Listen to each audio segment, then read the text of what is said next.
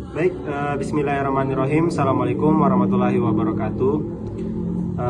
Baik, kami dari kelompok Grammar Part A akan mempresentasikan hasil dari diskusi dan kerja kelompok kami. Nah, sebelum masuk kepada materi, sebelum itu saya akan memperkenalkan rekan dan rekanita dari kelompok saya. Yang pertama itu ada Siti Aisyah, yang kedua ada Baso Ahmad Huzaimah, dan yang ketiga ada Andi Noval Cingkara, dan yang keempat ada saya sendiri, Muhammad Fauzianas. Baik, tanpa berlama-lama kita langsung masuk ke materi. Baik, apa sih itu grammar? Nah, grammar ini adalah aturan penyusunan kata menjadi kalimat yang benar dan efektif. Nah, dalam komunikasi, grammar sangat penting untuk mencegah kesalahpahaman. Grammar part A juga mencakup tenses dasar, part of speech, dan struktur kalimat sederhana. Nah, selanjutnya ada penguasaan grammar dasar adalah fondasi penting untuk kemampuan berbahasa Inggris yang baik dan benar. Nah, adapun pembahasan dari presentasi pada kelompok kami itu mencakup 6 macam. Yang pertama ada tenses, yang kedua ada part of speech, yang ketiga ada struktur dari kalimat sederhana, dan yang keempat ada fungsi grammar, dan yang kelima ada penerapan grammar dalam pembelajaran, dan yang terakhir ada tantangan dan solusi. Nah, kita masuk pada tenses dasar. Apa sih itu tenses dasar? Nah, tenses dasar adalah bentuk waktu dalam tata bahasa Inggris yang menunjukkan kapan suatu peristiwa terjadi. Nah, di tenses dasar ini terbagi menjadi 3. Yang pertama itu ada present tense, yang berarti waktu sekarang. Yang berarti present tense ini menyatakan fakta, kebiasaan, atau kejadian yang sedang berlangsung. Nah, contohnya itu seperti I eat breakfast every morning. Nah, bagian kedua itu ada past tense atau waktu lampau. Adapun definisi dari past tense waktu lampau ini yaitu menyatakan kejadian yang sudah terjadi dan selesai di masa lalu. Nah, contohnya itu seperti she visit her grandmother yesterday. Nah, bagian ketiga itu ada future tense atau waktu akan datang. Definisi dari future tense ini menyatakan kejadian yang akan terjadi di masa yang akan datang atau di masa depan. Contohnya, they will go to the park tomorrow. Nah, mungkin itulah tadi penjelasan singkat dari saya. Selanjutnya akan dilanjutkan penjelasan oleh rekan kelompok saya. Akan menjelaskan materi selanjutnya, yaitu part of speech bagian 1. Kategori atau kelas kata yang menunjukkan fungsi atau peran kata tersebut dalam kalimat. Noun atau kata benda, menyatakan nama orang, tempat, atau ide. Contoh, book, city, happiness. Pronoun atau kata ganti, menggantikan kata benda untuk menghindari pengulangan. Contoh, I, you, he, she, it, they, mine. Verb atau kata kerja, menyatakan tindakan, keadaan, dan kejadian. Contoh, run, eat, is, have. Part of speech bagian 2. Adjektif atau kata sifat, menjelaskan atau memberikan informasi tambahan tentang kata benda. Contoh, tall, beautiful, tree, dan red. Adverb atau kata keterangan, menjelaskan kata kerja, kata sifat, adverb lain, atau seluruh kalimat. Contoh, quickly, very, now, here. Preposition atau kata depan, menunjukkan hubungan antara kata benda, kata ganti dengan bagian kalimat lain. Contoh, in, on, at, under, because of. Part of speech bagian 2.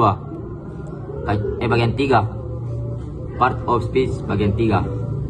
Conjunction atau kata hubung, menghubungkan kata, frasa, atau klausa. Contoh, and, but, because, although. Interjection atau kata seru, mengungkapkan emosi secara spontan. Contoh, wow, oh no. Terima kasih.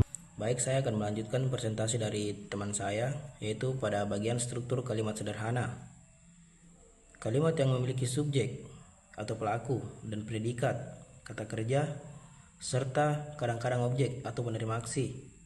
Subjek itu orang atau benda yang melakukan sesuatu, contohnya she dan the teacher dan lain-lain. Predikat ini adalah tindakan atau aktivitas yang dilakukan, contohnya reads atau it's running dan lain-lain. Kemudian objek ini opsional, yaitu apa atau siapa yang menerima aksi, contohnya a book atau the ball. Kemudian fungsi grammar, yaitu sebagai aturan dasar dalam menyusun kata-kata agar membentuk kalimat yang benar dan bisa dipahami dengan jelas. Yaitu poin-poinnya yaitu membantu menyusun kalimat dengan benar, kemudian meningkatkan keterampilan berbicara dan menulis, kemudian memudahkan memahami materi grammar lanjutan, dan menjadi dasar penting bagi semua keterampilan berbahasa Inggris. Kemudian penerapan grammar. Bagaimana cara mengajarkan penerapan grammar adalah bagaimana cara mengajarkan atau mempelajari grammar dengan efektif, yaitu dengan cara pendekatan komunikatif, yaitu menggunakan grammar dalam konteks nyata. Kemudian latihan praktik, yaitu latihan menyusun kalimat dengan tenses dan parts of speech. Kemudian media pembelajaran, gunakan dialog, cerita pendek, latihan interaktif. Sekian dari saya, lebih dan kurangnya mohon dimaafkan. Baik, saya akan melanjutkan presentasi dari teman saya sebelumnya, yaitu tentang tantangan dan solusi. Adapun tantangan dalam mempelajari grammar, biasanya kita sulit memilih tenses yang tepat.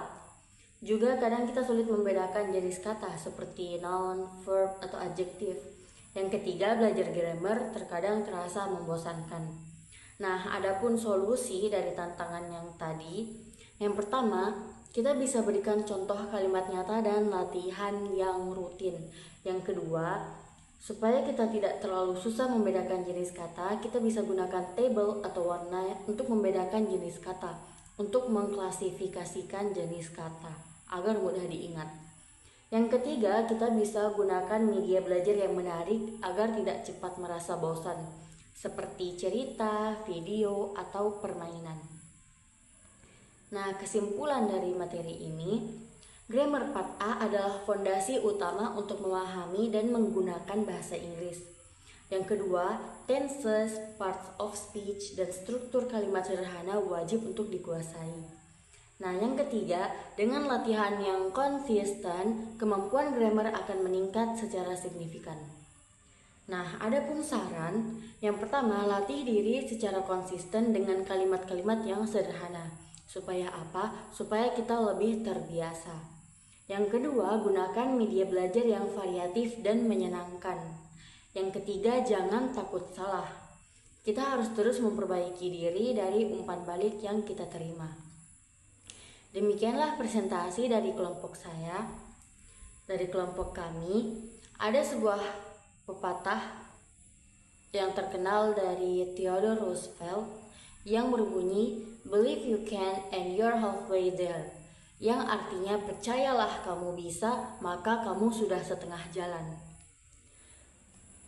Kurang dan lebihnya kami mohon maaf. Wassalamualaikum warahmatullahi wabarakatuh.